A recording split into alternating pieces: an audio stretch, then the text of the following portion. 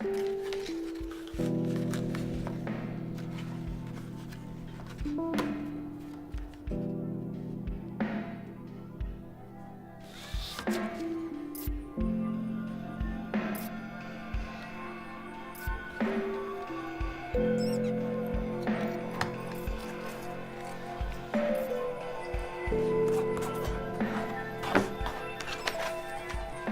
c'est Mayumi Utero.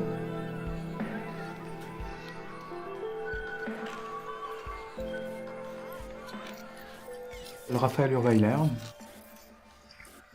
Je suis la deuxième partie du duo Isinori. Alors, Isinori... Ça veut rien dire.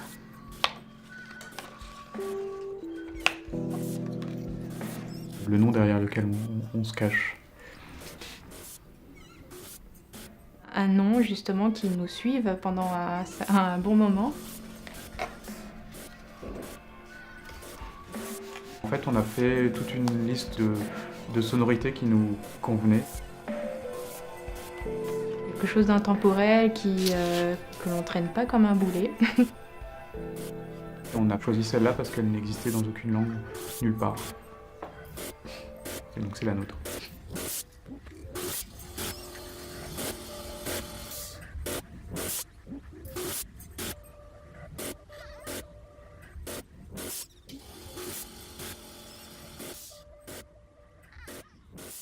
Nous venons tous les deux des arts décoratifs de Strasbourg. C'est une école qui est très orientée vers l'art contemporain comme les Beaux-Arts de Paris, mais intégrant en son sein une section illustration. Là, ça fait maintenant 10 ans qu'on travaille ensemble. Et voilà, on a commencé nos éditions, donc Isinori, pendant nos études. Et on n'a pas arrêté. Voilà. En fait, on est tous les deux rentrés dans cette école sans savoir exactement ce qu'on voulait faire. Et c'est l'avantage d'une école qui justement a un prisme de travail aussi large. Et on est allé vers cette section qui est plus entre dessin contemporain, illustration, édition. Parce que justement, on a commencé à se poser la question ensemble de l'art imprimé. Voilà, c'était aussi revenir au papier, parce que c'était le moment où tout le monde disait... Enfin, c'est dingue, mais c'était il y a 10 ans. Les débats principaux étaient « le livre va disparaître ». Tous les salons du livre étaient pleins d'expérimentation numérique. Et donc nous, par contre, on s'est dit, voilà, peut-être donner du sens au papier et revenir vers poser la question de la technique et qu'est-ce que nous, en tant que créateurs, si on prend non pas juste en main le dessin et la narration, mais on prend tout le process et le prendre de façon... et se dire que tout ce processus-là doit être un processus créatif que l'on maîtrise de A à Z. On rassemble en fait le travail qui est souvent fait en noir et blanc. Et pour la sérigraphie, c'est sûr que le mieux pour faire des tests et préparer les fichiers numériques pour la sérigraphie, le mieux c'est une mise en couleur à l'ordinateur. Entre guillemets, pour récupérer presque la même élégance que le dessin naturel.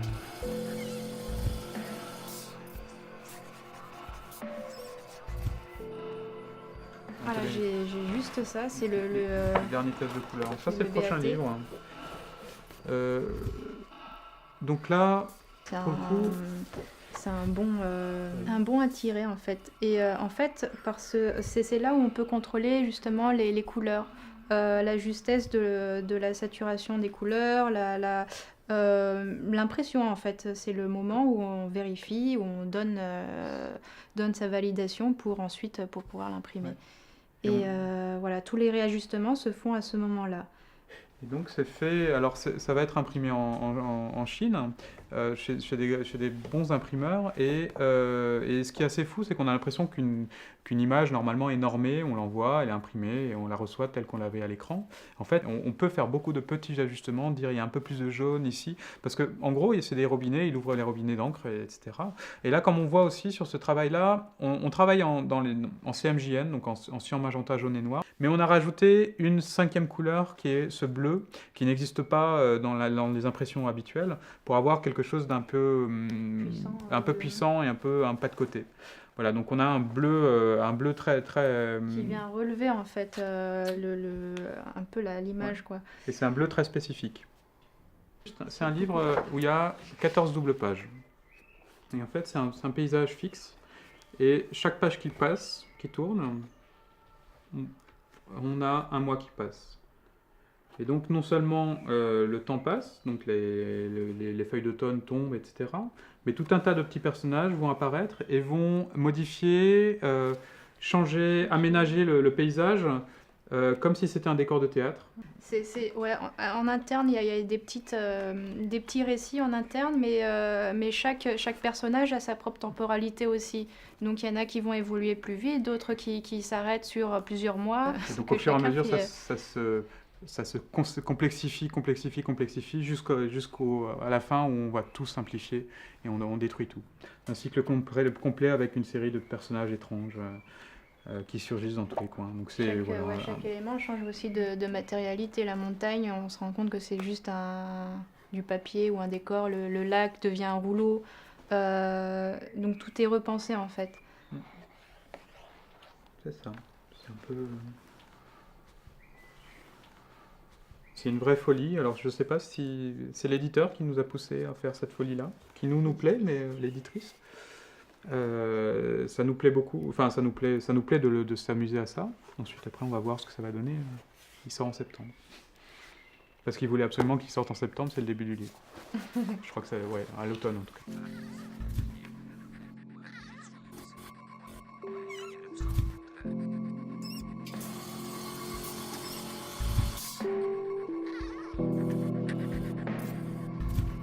Maîtriser toute la chaîne aussi, c'est ce qu'on voulait faire, de l'idée, de la conception de l'idée du livre à l'élaboration de l'impression, jusqu'à même la diffusion du livre et tout ça. Mais du livre ou de l'estampe, c'est-à-dire qu'on n'a pas fait le choix de se dire on va être illustrateur. Quand on pense illustrateur, la plupart du temps, même nous, on a une assez mauvaise image de ce mot-là. Nous, on s'est toujours posé la question, comment est-ce qu'on prend en main l'objet du multiple imprimé. On pose toute la question de la chaîne du dessin. Qu'est-ce que veut dire le dessin en 2018 Donc, le dessin à la main, la reproduction du dessin, est-ce que c'est encore du dessin? Est-ce que prendre en main ces procédés d'impression qui maintenant ont beaucoup changé? En ce moment, il y a il y a une révolution dans les méthodes d'impression qui est extrêmement intéressante.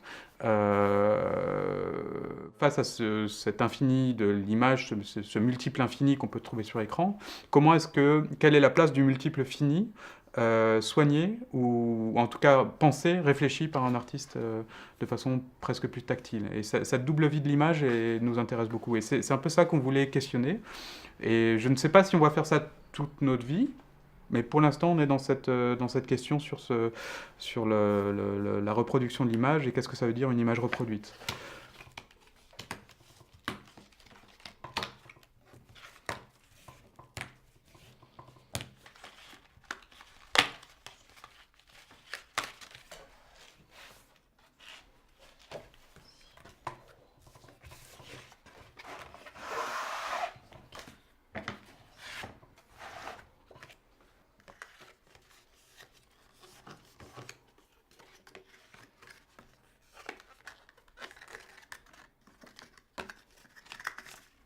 Quand on pense la façon dont l'image va être reproduite, le dessin change, la réflexion change, la motivation change, la dynamique change, l'énergie change, et ça donne des choses qui sont complètement différentes. Et donc on s'intéresse à tous les gens qui ont pris en main tout ce chemin-là entre le premier trait du dessin jusqu'au multiple, et la façon dont leur travail s'est coulé dans ce processus qui est à la fois long et extrêmement intéressant. Et comment est-ce qu'ils ont pensé tout ça? Alors là, on va parler je sais pas, de tous les grands maîtres de l'estampe, je sais pas, on parlait avant, on parlait d'Okuzai ou les grands classiques japonais. Il y a les Dürer, Schongauer. Et quand on voit ce qui a beaucoup influencé l'avant-garde et qui a un peu embrayé sur le modernisme en Europe, c'est la découverte des estampes japonaises. Et donc une façon de penser l'espace complètement différente. Mais ces estampes, en fait, elles ne sont pas arrivées par des collectionneurs qui sont allés au Japon pour acheter des estampes. Elles sont pour la plupart arrivées quand des riches bourgeois achetaient quoi? Qu'est-ce qui valait cher au Japon? Ou au Japon, en Asie, ils achetaient des pots. Et quand les pots arrivent en Europe, ils sont emballés dans du papier. Et ce papier-là, et en fait, il y en a qui se sont mis à les dérouler, et c'était des images populaires, des images de rue, des choses que l'on donne aux enfants. Et nous, ce qui nous intéresse, c'est justement comment est-ce que ces images pauvres ont, justement par leur grande diffusion, sont parvenus à dire des choses essentielles, et en même temps à développer une sorte d'inquiétante étrangeté, et même une vie propre.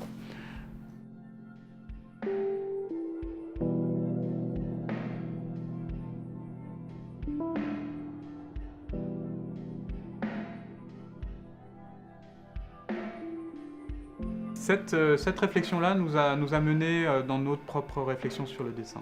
Comment se définir nous-mêmes par rapport à ces images qui sont des constructions, et se mettre aussi, non pas dire moi en tant que jeune dessinateur je crée, mais plutôt en disant je suis juste une perle, je reprends des trucs et je les modifie un peu et je les actualise. Et c'est ce qu'ils ont fait eux-mêmes sans se poser la question. Et effectivement, nous, on va chercher dans ce corpus-là. Et ce qui est intéressant aussi, c'est justement l'enthousiasme que l'ouvrier de l'image met à faire en fait une image telle que celle-ci en fait. Il y a cette découverte et notamment pour revenir aux estampes japonaises, c'est le moment où l'ouverture du Japon se fait vers une culture occidentale.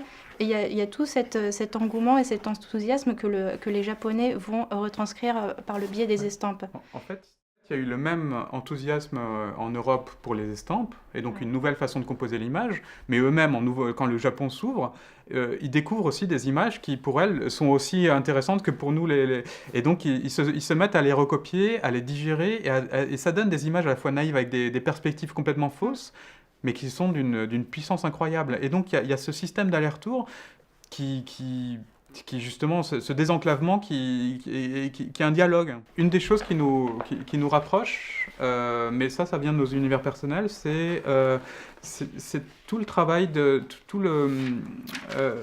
les imageries populaires anciennes. Donc les éphéméras en fait. C'est-à-dire c'est des choses qui justement qui ont une circulation, une mondialisation assez incroyable.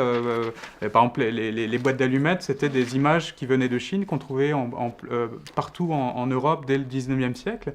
Et donc ce qui est assez drôle, c'est que des images qui avaient été produites au Japon étaient déjà recopiées en Suède pour faire des boîtes d'allumettes qui vont être vendues en France. Et en fait, ce qui est intéressant dans cette imagerie-là, c'est que du coup, la même image est reproduite dans divers pays, mais légèrement modifiée. Et du coup, dans cette modification-là, cette étrangeté-là, il y a justement il y a une étrangeté qui se met en place, qui est due à cette modification légère. Et par ces copies successives. C'est-à-dire c'est des images avec peut-être 10-15 auteurs, et en fait, l'image qui est recopiée, et donc il y a une sorte d'évolution darwinienne d'une image qui passe au travers de plein de créateurs, et qui sont des petites merveilles de bois gravé ou de choses comme ça, qui sont souvent encore, maintenant d'ailleurs, encore utilisées pour des boîtes d'allumettes. Et cette mondialisation et cette fabrication d'images sans auteur, avec en plus des choses qui nous intéressent, c'est-à-dire des méthodes d'impression à la fois très pointues et à la fois et aussi naïves, portent une sorte de force, c'est-à-dire que chaque petit créateur a rajouté quelque chose, a enrichi, a affiné, et on arrive à des choses d'une très parfois extrêmement étonnant. Et le travail de dessin, par extension, devient un travail d'outil. On s'en fiche de qui le fait. On pourrait même demander à quelqu'un de le faire. La question n'est pas le dessin, c'est la pensée qui est en amont et la post-production, la réflexion et le final qui est en aval. Et tant qu'on maîtrise tout le processus, c'est du dessin.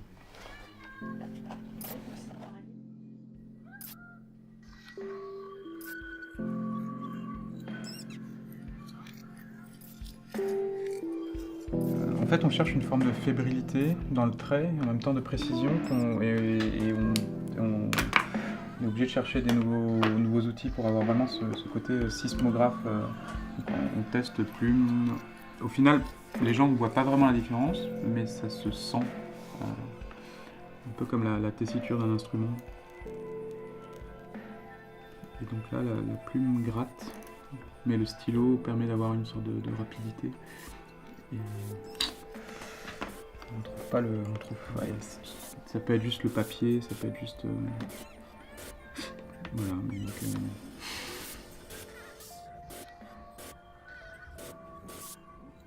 nous, on ne s'intéresse pas juste au Japon parce que l'anime est japonaise, etc.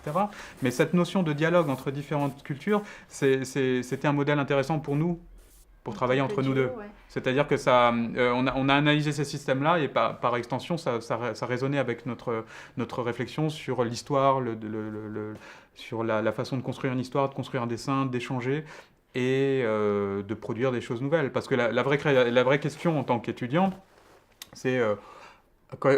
pourquoi créer? À quoi ça sert de créer? Qu'est-ce que c'est créer? En fait, on s'est juste dit, non, créer, c'est juste réassembler. Comme ça qu'on a commencé à travailler tous les deux aussi. C'est moi en imitant ce que tu faisais aussi, en essayant de digérer ta façon de dessiner par absorption en fait.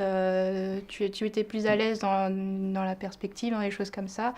Et à l'inversement, toi, en venant récupérer aussi une naïveté que tu n'avais pas dans ton dessin ou une étrangeté là. Donc voilà, donc c'est ce dialogue-là qui est présent dans ces imageries populaires et qu'on essaye de mettre en place aussi dans notre propre travail. On s'est rendu compte que cet échange-là fonctionnait, on arrivait à mettre ensemble nos deux travaux nos deux dessins, nos deux traits sur un seul même dessin. On était obligé c'était du collage, mais aussi beaucoup de sculpture, tailler, trouver la bonne forme. Et souvent, en fait, on fait des choses extrêmement, extrêmement complexes, et au final, pour arriver à quelque chose de très simple. C'est-à-dire, en fait, on dessine des choses très, très foisonnantes, et on taille. Ça conserve cette impression de foisonnance, mais c'est parfois de plus en plus minimal. On arrive à des formes très simples à partir de quelque chose de très foisonnant.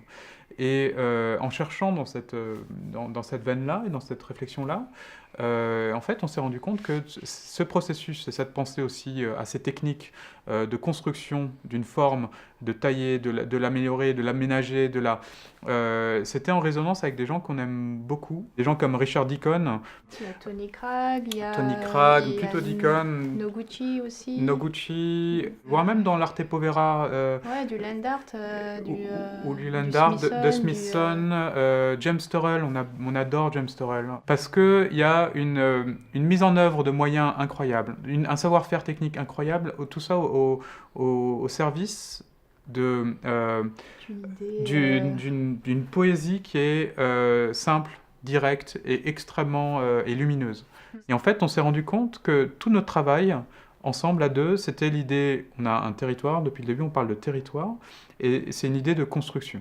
On construit, on déconstruit. Parce que le dessin, le trait, pour nous, est quelque chose d'assez technique, parce qu'on s'est rendu compte que n'importe qui pouvait apprendre à dessiner un cheval au galop, c'est pas très intéressant en soi.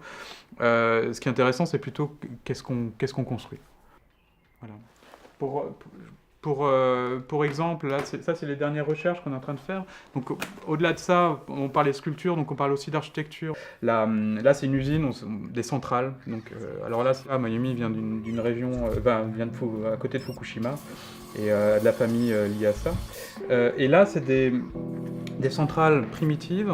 C'est à la fois de la très haute technologie et de la très basse primitive. Ouais, c'est ça qui est intéressant, c'est ce va-et-vient entre ce milieu industriel et ce milieu naturel. Et pareil, allier le béton, donc du milieu industriel, et le crayon. Ouais, et c'est toujours des va-et-vient entre l'artificiel et le naturel. Et même dans la façon de construire l'image, pas pour celle-là, mais pour certaines autres, on a utilisé des logiciels de 3D et ensuite on l'a fait régresser la technique pour l'amener vers le dessin et des choses qui sont de l'ordre du papier, du dérisoire, du naïf, voire même ce qui est bien avec le papier, c'est que ça disparaît. Quand vous achetez un dessin, vous savez que dans 50 ans, il sera pourri.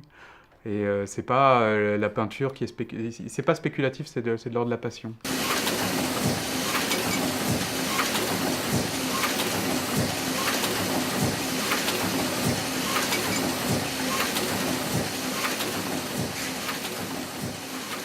parmi les différents axes de travail que l'on fait, nous, en tant que producteurs d'images, on a des commandes qu'on essaye de rendre le plus intéressant possible. Alors, une fois, on a une commande d'un magazine catholique, une revue catholique bonne-aloi, donc aussi, là, c'est marrant.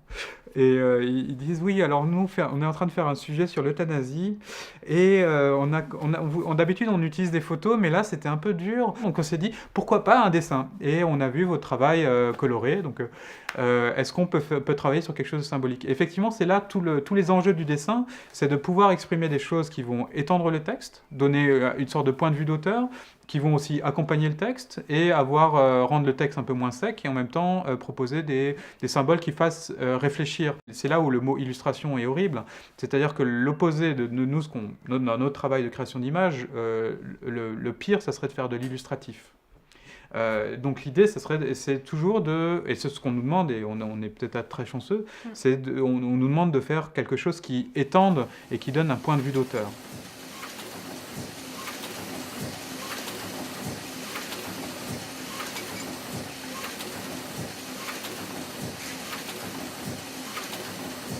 Alors la presse aussi, c'est extrêmement formateur, parce que souvent ils nous appellent, ils disent, notamment le New York Times, la dernière fois, c'était écoutez, on a un sujet, on veut le ref dans 2 heures et le final dans 5 heures.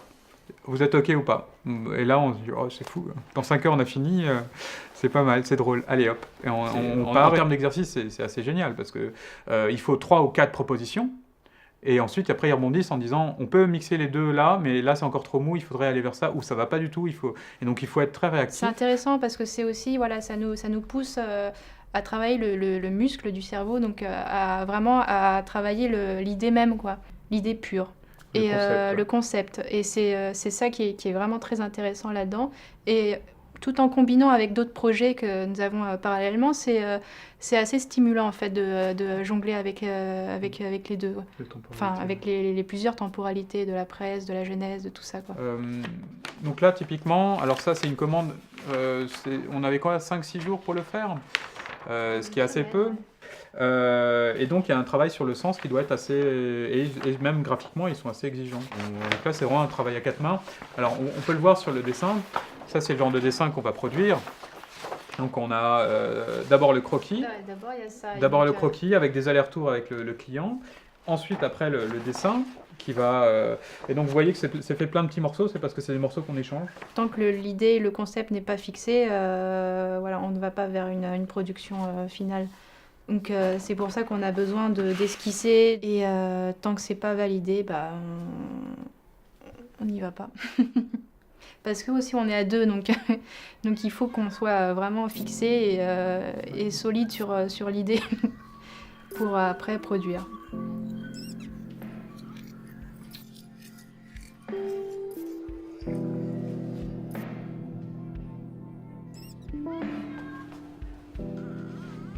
Actuellement, on est sur une commande que nous a fait les éditions Louis Vuitton et qui produisent un certain nombre de livres d'artistes où c'est pas vraiment du carnet de voyage, mais c'est plus la façon dont le regard d'un artiste sur un lieu.